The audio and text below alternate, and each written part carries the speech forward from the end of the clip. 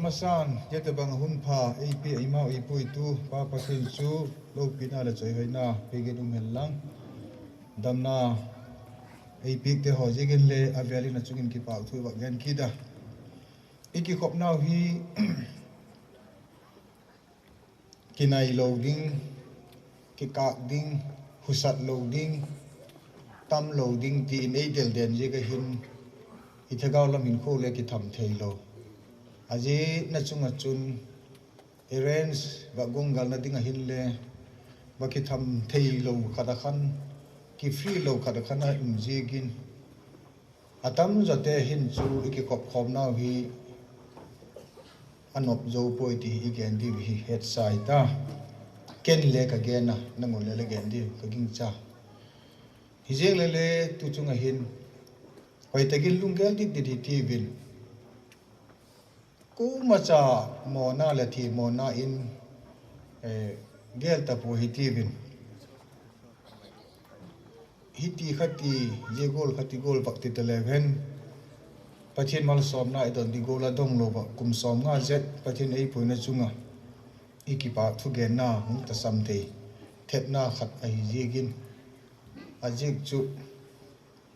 chetanin rcc te husan tak maya lim tak maya ki pol khom ding ai lo wa hi le mal som na ba dong di ti chu setan etlel na lam takala hi je ga chun itun kim niu di kon cheda mi pil mi ching mi thim pathian le ba dek the pathian sang le lo pi zo ka hi ti pa chun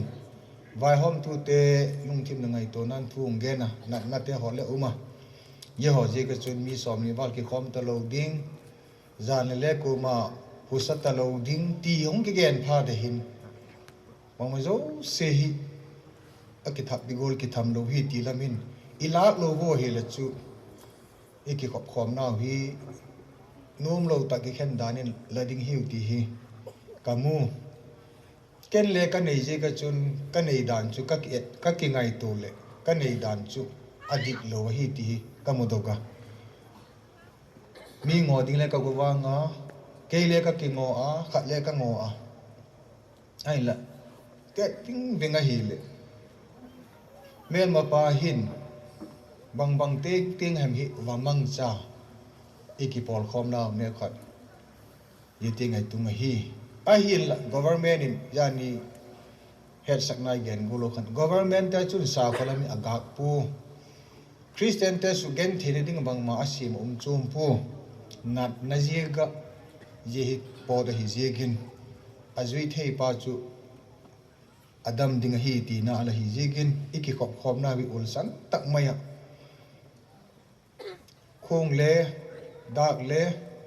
sound le kium zo lo hi ti hi masa penin bi het diu poi mo ka sa ye dung je chun zo se ilung thim ngai tu na i bak nei te ho su sumanga bang hun hem kamat hi bang phat hem kamat hi bang din mun ding ka hitam ka tun na hi koi tak tung ka hi bangati le je teng hin tung thei ka hi em ki iki ngai tu zo ko pathian to ki ka li gam la loading ki nai zo ding lam ka hi o hi thil zo tiu ti nu la pa te ho chil na kon bola dan le ka gen het mil kha ka hi le golden jubilee committee member te kha iki khenu le ki khop na iki khenu iki chayo hi le meeting wak bol le han pha ka sa e chu meeting call ka bol ki mai ing katin chairman wa hi na zala chun iki khen no hi le golden jubilee celebration committee te kha kichu committee meeting ye ta hi lem them ai lo wa hi le house ten la ma lem dem in len in lum deu ai lo le khoi ta hem khat kha alem thina pen in iki khen no le kichu committee wa jik chu sum le pa chung chang le chu ta la hong kal sun te ho hi le ki vai tha na ding din mun in ne yo sum le pa din mun in ne yo hi le atop ting apang te hi le siki ma khai cha hi le a cholam bol pik ngai them ti ho le ka ngai tu na na uma ye ga chun iki khen pha ta gule meeting nei ding in call cái câu na chiều na cái hồn bò la đàn lệ hiện mình khác đừng cái này cái gen hiện mình khác đi cái nôm pui chứ cái chôn cái hồn bồn mà sắc hi tì hi thu mà pui tập bằng đàn cái vật gen hi ở đây tu trong Ethiopia hi iki khop hui tu ne tak chu neu cha ila sagule yela mathil ki theile ahung gi dok pana a chon step khari ung la panu ying hi le sung hong dik hi le chu neu kha chu hung kilom deu deu tak salung ge la ka ti na chu ai la aki chai ki ti ta wa e ga chon lung se tak mai ngai thi mi ti vin ahun in ei pu ka hi tak ji gen yi sang khok zo hung tok na lai ding hiu ti le i gel di ga ying ne le bigin ki khom thei talova thu le la le gen thei talova hum ta ding pathin thui hung mang de vin tin again de le hung tom de den tu hin pol dang te wang an so pa so te le thu gen thei talova hi bigina ko man thu gen talo ye ga chun eun ki oi mo in tin ki oi mo tu na holang pha to le adik lo le ngai lo la oi mo pa chu le la gen dan chu dik tho ama le hung gen ki le dik ki tho ki oi mo ki ti le i oi mo hoi le dik adik taga i oi mo hi ama le hung gen ki la dik taga i oi mo ki tho di ye ga chun ye ho ki kong ka la kho sa hi je go hin a hi the in a hi le tu chunga i golden jubilee hi mi amang dan golin gel pu hi ti ven tuin nu te khen khat pa te khen khat chu lungil taga kum som nga hung tum kai tai ti ki pa taga mang le ki uma ajik chu hung che jela kum som nga ti ngai tai mo kapa kanu alo le kapi kaji kaposal talo ma le ki adam chu sun ke hin tu hin kum som nga ti na chu mang kai ti nom taga thagau lama hal tak mai ti ding hem lung len na khat nei le mang ki uma hi ti hi he di we he je ka chun je ho din mun khale ka ki chan ngai je ho lung gel khale ka gel ngai tuni sona ni satuma program mango secretary puna gen kol thu gen ki koilo we hi aje chu thu gen pathin thu gen ki koi henangil i phat kha mi mun chom chom hung te ho khato golden jubilee hung tun na thu ki gen hol iki ma chak na ho gen la ni phat khang talo ding hi ji ngas khan khati khan i hun hi ki mang a hi yaga chun tuni ta to jan ta sek sek a chomin tuni suni ki ma kha pathin thu ei poi ti na la hi dek po pathin ei poi ne je ka tuni sun program kai ma du hi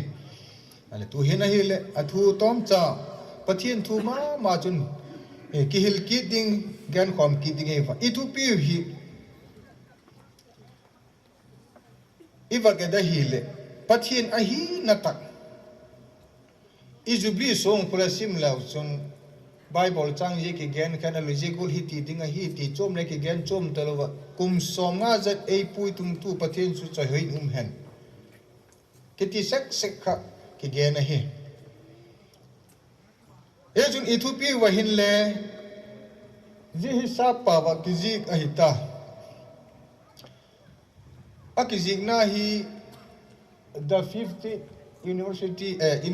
anniversary of the Revival Church of God ki tita ikachun athu pichu ei pa wa kizi kila hoi pode o tinajekin asa pa mama chu mi pa ki mang hi je ga chu mi pa mama chu wa ki gen khom hi athu pi ka chu ilabu I program ka akizi ta ei pa head model ai pu asom lamakila ama kenga chun lo pina kum tongin jing ta het amen kiti abulam khasim dit ki lau chun abulam chun ama akipat le ama jek le ama ading nga thiljo sehi hungum ahingala ama akipat ama jega ama ading le thil bangkim zo se hung umahi akithu pi dingin Psalm number som ni pali chang khat na hong simingka leichung le asunga thilum zo si lalpa a hi kovel le asunga cheng zo si hito pathenin athu theng tho isim tha ko chu ile ngwa dingin athak takin ichan cherun emal zol pek ta han la hun patna pau chamna thamon tak mai inei ta wa pathenin e umpi a tunita ga Ethiopia hi neu khat vật gen hi ti vin chom kim deu tak san vật gen hi ti vin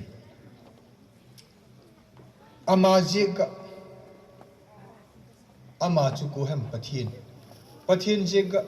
golden jubilee mang thi pathin jega dam pathin jega program je gol ki polte pathin jega ama jega aban ki da ama adingin Paul in Rome taking again hi akichina ye gola chun David in le again ye hathiam lo te adinga chun lung kim lung na a no ma bangjegin in sunga pa kha in sunga minu mi pa in sunga head of the family iti golo in sunga lusang pen minu mi pa te hin go esanan parisom ala lam cha ala hen lang sum le pa le ala gasima nei hen lang in le lo building thupi tak tak nei hen lang hile acha te chun bahem again ding kapazala kanuzala kanuzega kapazega zo zo si umahi miching mipil khoya thei te chun again noi chu kapazala kanuzala ka illegiting hi nom de wateng in le lo le je ko len gam le le je ting kine chapil chaching chun go anu apa go akipa pia ale ju wa ki gen ki telen anei te be pa dingin igen mai thia mi nei gol kim kine lo isu bang ka ti gen dim ti le kyum kit mai thi hi kapan kanun kaneu la ing en kola sile sen hoi tak eu ngai tu an nei mo ba ei nek saga le kha ye chan ei sim saga tu hin mi nei gol nei talo lingun le lo nei lo in nei lo kun ai lo le building nei jo talo lingun le gari te nei talo lingun le kanu adama kapa adama kanu le kapa je ka ke hi che te sem te bol te ka hi ti hi chapil ten lungel anei thiyo jete in sung ke ti him chu boy ngai ngai lo vai tu le eu hi pathian cha te hi ta wa ping thak cha te thagao pol na chang te ti ti win pathian mi te ki ti chu ilungel hi in sung khat i hi wa ye ga chu in sung khat ki tho thei dan hi iung he da hele ERCG i pol pi hile hung khang in tin hung dog dok zo ding ai in sung khat gola in nei ding ajek chu RCG chu nu le pa ma saten thagawin alamu sak dung zuya 1970 kuma kan 75 kan RCG hung ping a hi amin hi katina chu 70 kuma Independent Church of Manipur alativa kum nga zo wa chun Revival Church of God hung kitiki a hi ji RCG chu pathin thagawin ala gen amin hi le yi hi sak ding hi ti ba ala gen chu di le pathin umpi Paul khat Paul dang te chu pathin umpi poi ti lamin ba layeng sek poi ti ven ye chun pathin umpi Paul khat a hi tai ye ka chun ama jek le ama a dingin mo ama akipada ke hi RCG sunga na sem dinga khangai la male nupi la male kochom la male pathin pak dinga ka hi iti the a hi le ama chu ki choi hoi the ye ka chun Paul in Rome te kinga chun ama ki palle ama jek le ama adingin thil ro si hi oma hi jegin ama kenga chun lo pina kum tungin jing ta hen amen ati tuni hin committee chairman pala choi hoi di hem secretary pala choi hoi di hem alul house pi i choi hoi di hem a upata i choi hoi di hem alul chairman pa chung alung oi lo na i nei di hem secretary pa chung alung oi lo na i nei di hem alul i ko house te chung alung oi lo na i nei di hem hoi ta gel di ta bin hoi ta gel le hen ei ma chung hong tung tho wa hi pathian cha te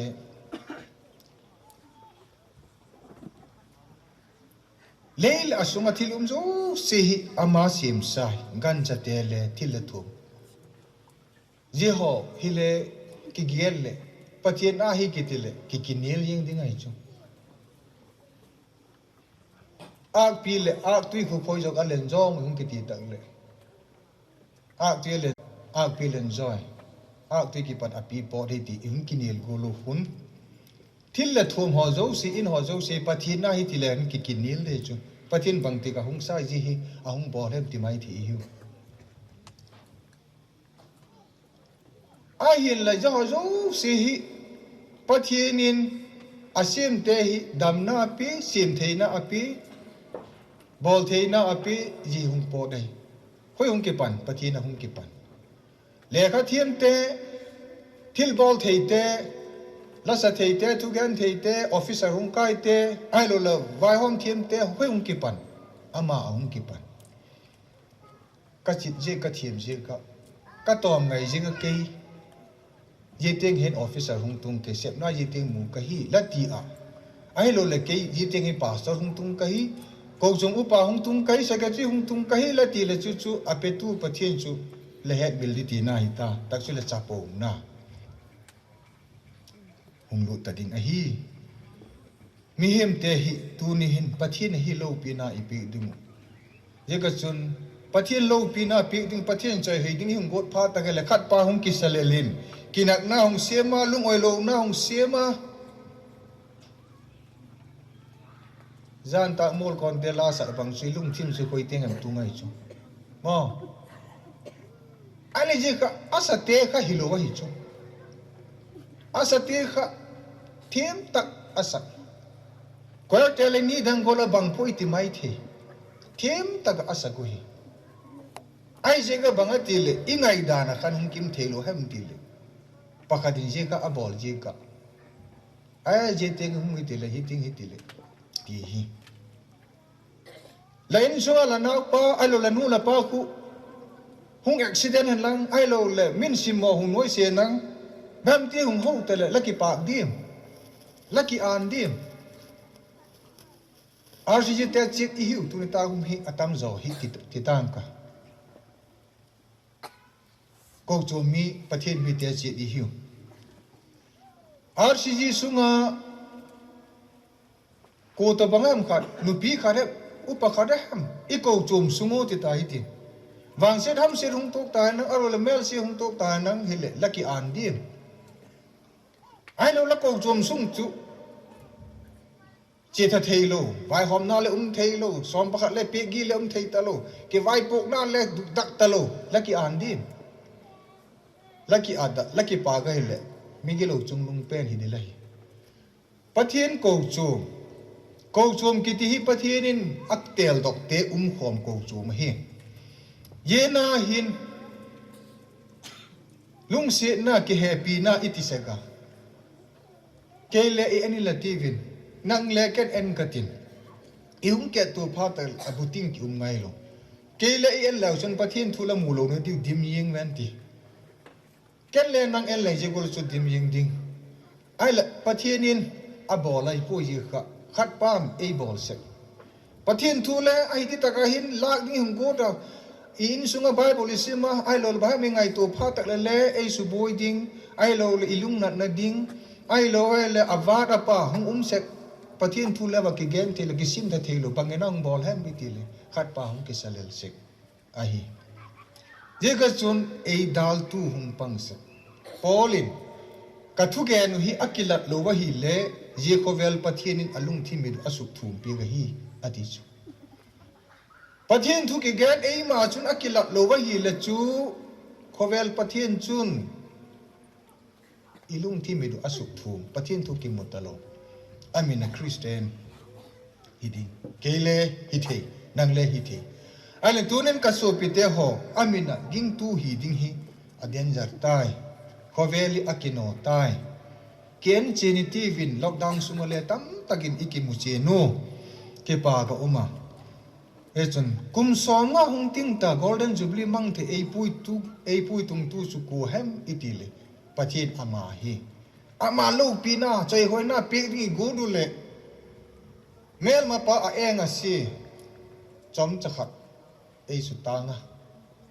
ahung aki tham tai etile mi zani za thum teng ki khop the tai ti open ta ka nom ta ki khop ding gur le itun kim ni zani ma sa khan o ta rong so ki che ye ngai tu na hi nastak mai asu kha ek chun ka so pi te ho ula naw te ho ki ngai tu thagi ti vin pathian thu hi ko ma hello in ta po ba tu like again se ga group ale whatsapp hi tu hin media ki mang chera mang thelo ta chun ko hello tu ta amang thei te chun pathian tu bible hi le ki gen ke le gen tu khat kai ki gen sau sa thu pa hi ko ma again lo lo bai ala ka ngai to le pathian thu gen di le dim tho tu le tu din mu whatsapp a hin a hin ka ngai to le ke le ka ki khola ji ka gen hi ku dinga ka gen hem ke ding ka gen nai pom alo ki apang lo ka gen hem ti ka ngai to na no ma ai le khat vele ka lung ge la che e ji ko man bang ma sak le hi dek lo ka ngai to na hung ko man le bang ma thu pi la gel pik di la hi dek lo wa ke gim tak mai ji ka bol angai poi ti khat ve hung lo da ale aba na khat hung ki gen pa chun adik poi nanga dinga mal som na hi joy gen phat min phat choi hoi na chu gel kin lang mi gen phat ai lo le mi hung pak chat pa chun koi kin nang le la pathin ki kal a dinga chun la ki su kha na le nanga dinga til khau tu pa ka hi ti a hi ji kin thaga wa kal son jelin ka tin ha jelin ka la ti le la bol hi ai san luin bol jong gon ti ka ngai tu nan hong lu da ye pa da chun ha lo kom kom le ka ngai tu na chu ka wak sun jom ki da tu nen u nau te ho i gen ti tam ta ko ma pathian to iki ka lu hi ta hen lang ko chom to iki ka lu jing le le tu le en le hen ercg hi tik tak ti dinga chun ebenezer kha kum som li hum tingo imadu hi kum som na ki kala ki boi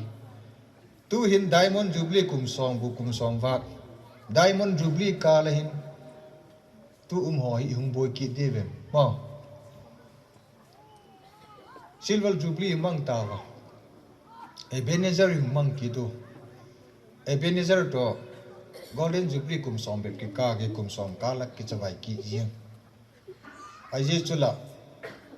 thagawa pui pen thagawa hello pen ki koi nom se pathian ko chum hi succeed di go poi tiu nang le pang thei le ke le pang thei kai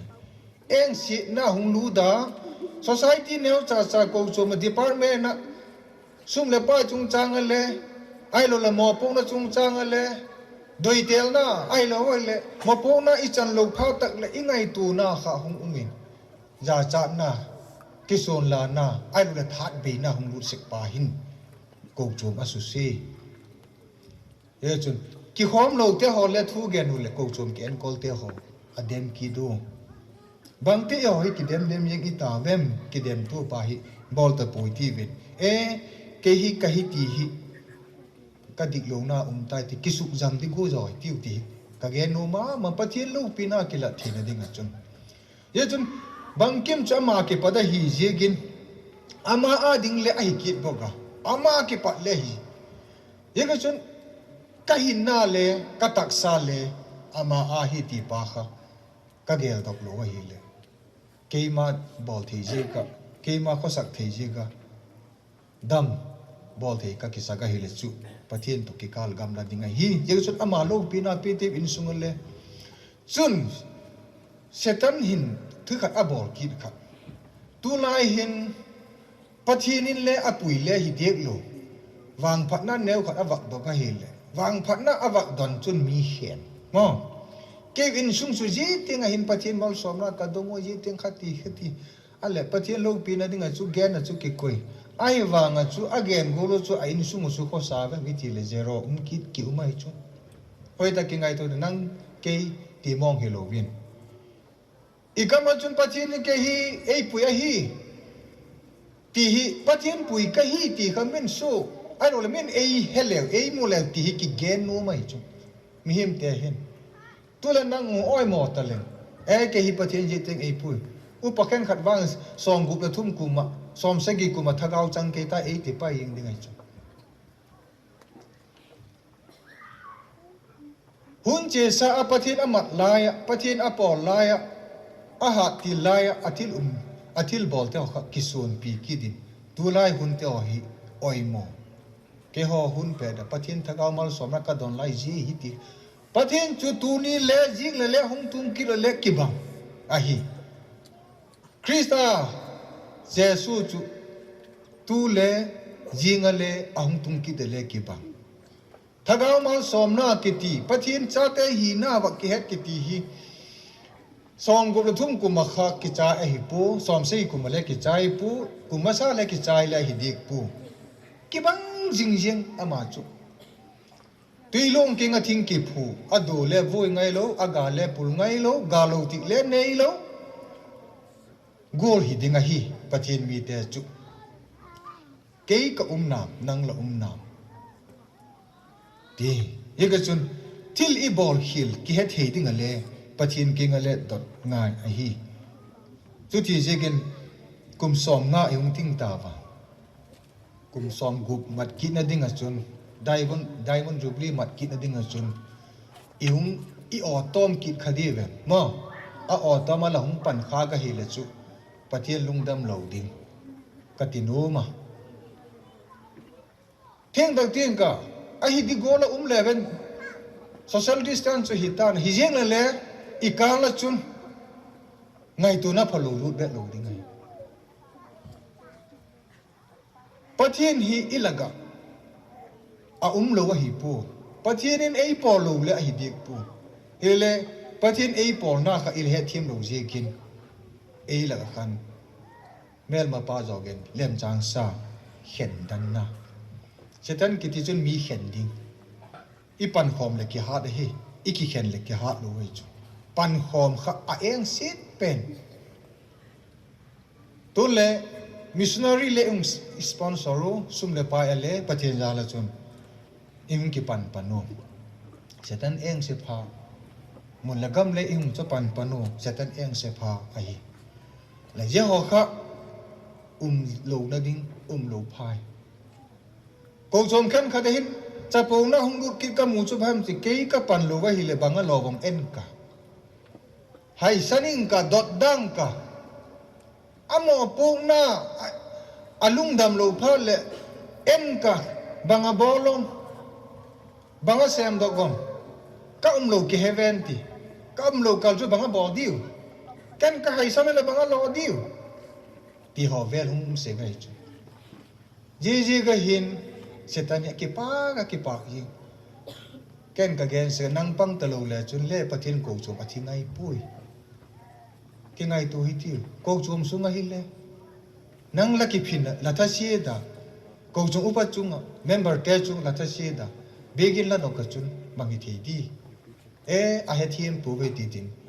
pathin i ho du do la ho di ko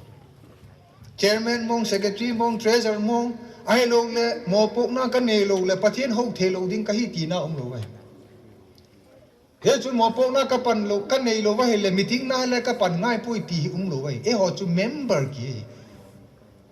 committee na iti le member chu ki mla te khoi le chu mla kai lo pha le member mla te si chu the lo hi a chu ma so kai lo hi e ho chu ko chu pa kai lo le he le ki khop na pang the mo chairman na kai lo le he le wa hom na pang the member ki tho wai ai là họ chú ý cái lô phát tới lệ MLA tế đa na committee na là kino san yeng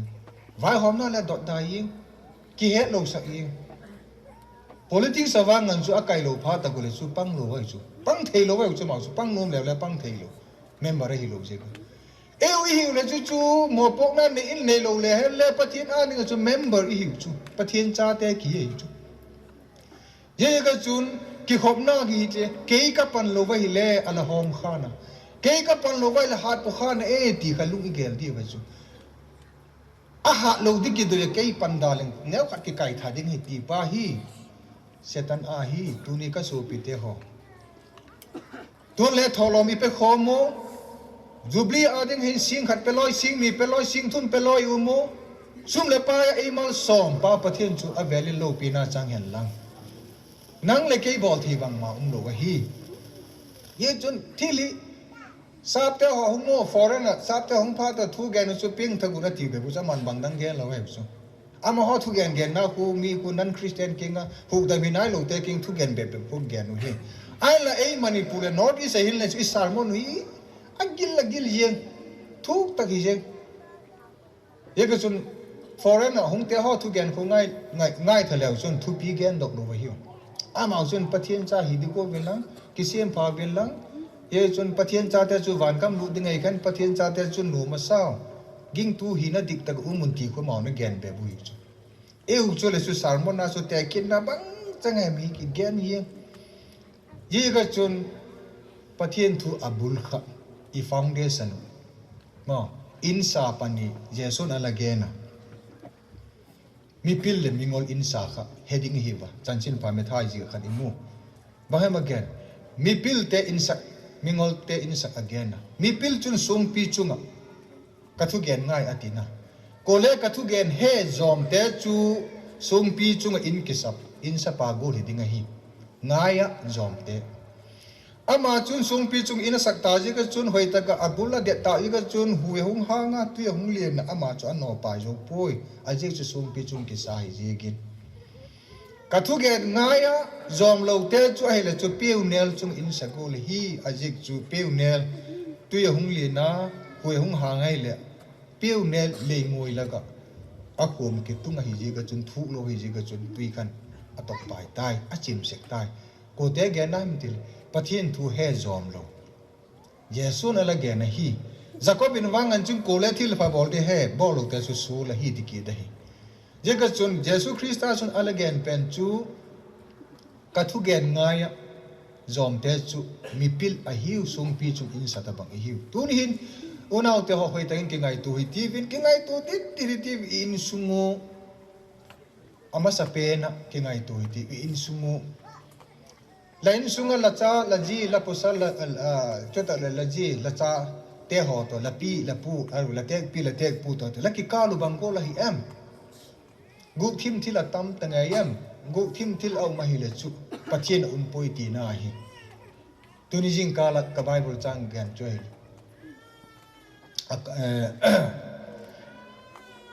tu jing ka lo ja ni ma sa lang lo ding a sel gu the bang ma poi ti hi a hi ye chun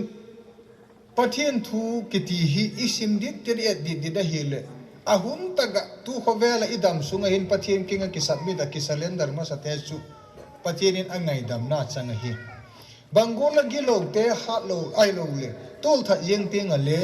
pathian kinga agi lo na ki he chi na gi lo ngai dam badona thu pha choya je ki pa sa chun kinung he ki talowa pathian doi dang baga hin ko mang pa chu ngai dam achan na kha aset pi a pathian o he ji ge jun ama chu van gam lu ding a hi ama bok chu hengala min ne kinati le ne chi kinati le chi bol kinati le bol ko chom sungale a khel khela ei ma ama thu hi lo monga hi le che nom lo sem nom lo kiti hung the na lai alo le til phalo agu ka mutu pathian chun ka bol a he la bol a he ji ga chun ei mu jing pa pathian anga chun kisa mit kha adik pe na hi tuni hin ei mu jing pa pathian anga dik ta kisa mi da ama to ki vo ke jing te chu van ga ma lu ding te pathian cha te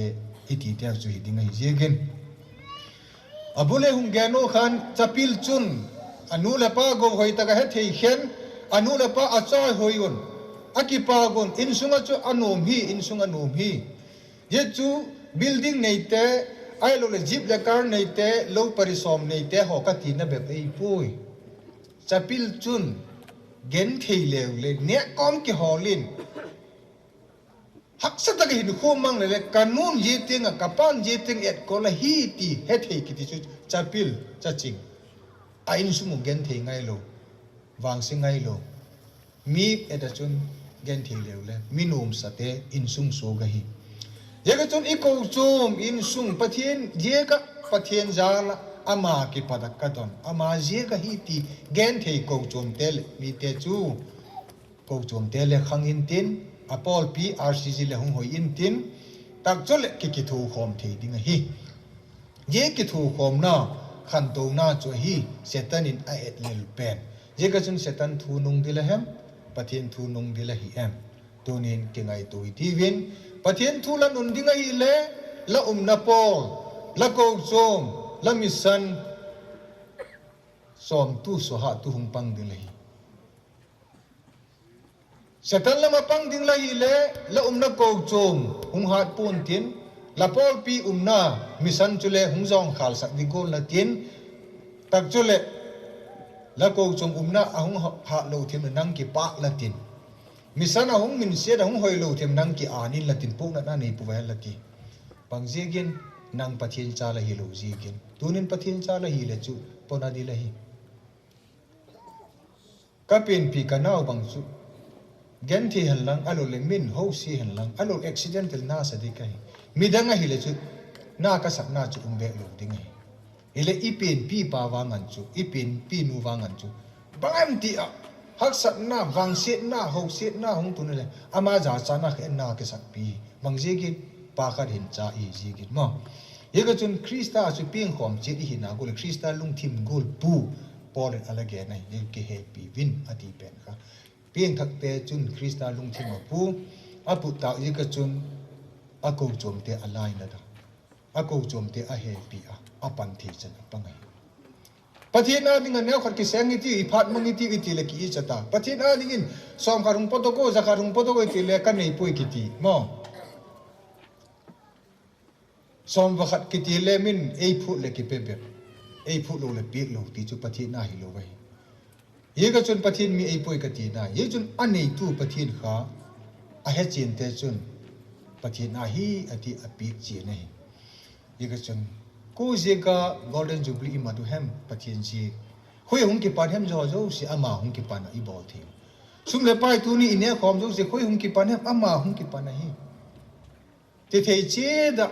idam sumo in ichan inei te ituk te oi lalpa ki pada thil pa hung pot a hi hung tunga hi ti theya wang se na ham se na ituk te ho hi le dam lo hi tan ituk te ho le e pathil lem ko ni lalpa athok dan hi thim sakin e he sakin ke lungmong thei nai nei che thei dinga lalpa athu igen te ho chui le ngon athak takin ichan chirun emal jol pe ta la keima hung tom ng pau jam naung ni inka Vanung kapau pathin kapu Abraham pathin Isaac pathin Jacob pathin ka pathin hingjing lalpa khovel asum zo sehi nangma a hi ti ki chen takin tun ta hun lei gen pik jigin lakin ki pa thu ka hun gen me pa kala he thiam se lo je go hin ka nei kalam te ho wi ka chi chi ka thim ji ka bol thi je go chang le nei dan kala ki gel se kon nangi lei phut phap tak le lei phut lam le halloween kala eat se kon pek ding dol te le penum lo chene ding dol le che lo bowling dol te ho le ball no ngai lo ko chom sunga le lung thim phalo setan in na asema eng sit na thang tom na lung thim hung kis hung lu din ko chom ha lo na ding pol pi ha lo na ding ti te oi lo pa kala go na je ga hin khala kha ja ho je ga chun ki kai pa yin gi lo na lam phat lo na lam ai lo ai le sit na lam ka tungui ti hi ki chen takin ka mu je go le le mu sak je gun tunita ko na lalpa mangkim hinang ma ki para hung nanga dinga hi ti ka kengo le gen pek ji gun le lalpa aveli la chun ki pa thu khong gen ki din pa ke again tu pa thiena bang ma ka nei pu he na la ka nei de ko hi ma le tunita ko na kami him hindan te ho vilal pa ka ki ngai tu thak lo we le kum songa chung ting kai ta wa naw pang ai lo le alte ka khanga tu chunga golden jubilee kama du hi katak salung gelo zon a phul poi ai lo le je go la hi ti a kangon no mule atama ken le kangon no matama ka so piten le ango di wa uma kingo to na him lo wa mel ma pan government te ho na ong se ma thu hung ge na hi te hung tum hi jeng le le lol pa nang le pui dan ke chen khen ka ki pa gi ti che thei ding lol pa tun ta ngai the tu te ho zo se chunga nang thu ge ning le mal som na ka don ni hi nang ma tu ki pol da hi lol pa ka he thiam se le uji gu hin kalung thimi achang le ka thasiwa achang le mi dem set na gen set na te hoi hin ko ka ma se ju gu hin lol pa ka boy se go hi ye go la chun boy lo ding lal pa tunun ta ko na hin genting lo maling le lal pa lung se tak main ka thu gen dok te ho zo se hilal pa nang malem ko dong a kengo nang en avela thu gen kidingin ngai te tu te a ding le lamal som na khong don kidin hi chun ke le lal pa ting lo kom na ha lo kom hi maling le la chapa jesu christa thi san nang in cha hina le chan saka Vami hina nang leipe lal pa ka ki pa ga ye za la chun tu nen ji thu te ho chu gen thi kom ji gen le e pa la king in avelin ki pa thu khom gen ki ni e long se tang mai lal pa ka ngai tha te ho hi ken le ka ngai tha ka su pi te le ngai tha tu nung in ka ma lam hin ho te ho nang ma dui da na kal ka so no lo pi na la choi hoi na lal pa nang ma ka hun pe to za the re ngun kami tino nang na tha ka imal so min tin jo zo se su kalal pa dim tak je su min khom don hi Amen. Diyan na.